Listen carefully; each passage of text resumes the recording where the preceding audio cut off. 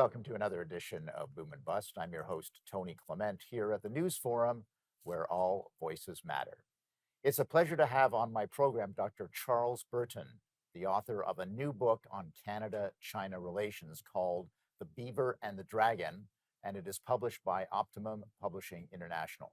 Charles is the senior fellow at Synopsis, a China-focused think tank based in Prague. Welcome back to Boom and Bust. It's great to be with you again. No, for sure. Uh, Open-ended question. What's the basic argument of your book? Well, the basic argument of the book is that we haven't been handling China relations very well really since about the beginning in 1970. And we should learn from that experience and not make the same mistakes again. I think it's particularly timely as Mr. Carney is engaging in a policy of following the Chinese government's language of pragmatic and constructive and setting aside differences to seek common ground.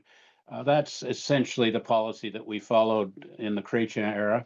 And the idea was that it would be rewarded by allowing its opportunities to promote Canadian prosperity by enhanced access to the Chinese market.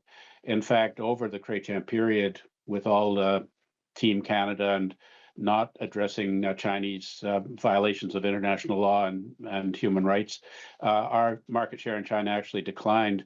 It increased a little bit under Stephen Harper when Mr. Harper was taking a fairly pragmatic and strong line on China. So I'm concerned that the current government's China policy will allow the Chinese regime to increase its infiltration of our society and improve its geostrategic position and its overall plans to subordinate the West to China's domination.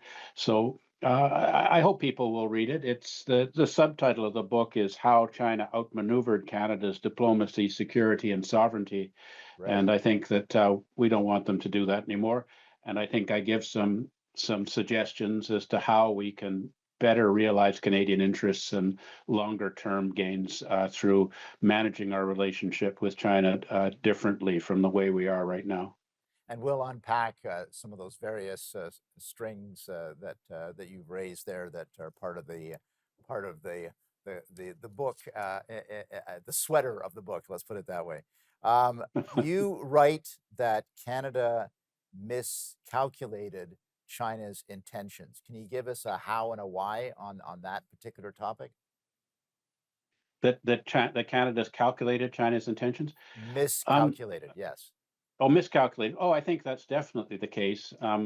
We tend to believe what the Chinese government tells us, and not to look at the reality of the matter. I mean, China claims that they're not involved in any forms of espionage in Canada, whereas we know that there's considerable transfer of dual-use technologies that high-tech technologies that could be used for military purposes, particularly if there's a war between China and the West over Taiwan or the South China Sea in years ahead.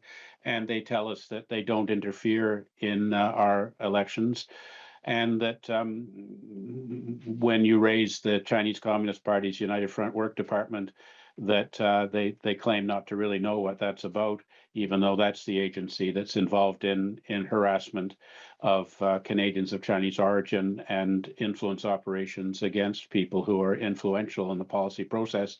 In fact, we have evidence in the Canadian Parliament that the United Front Work Department has more personnel and considerably more resources than the entire Chinese Ministry of Foreign Affairs. So I think their strategy is to dissemble to further their aims, and they've been quite successful in this regard. And I think for a lot of Canadian governments, because there's an imperative to favor business interests over security and sovereignty interests, we're inclined to simply allow things to go past. So the very large numbers of agents of the Chinese regime operating in our country under diplomatic cover who are not engaged in activities consistent with their diplomatic mandate the spies and the agents of influence and the people that are attempting Right. to silence the voices of Chinese. They're well known to us.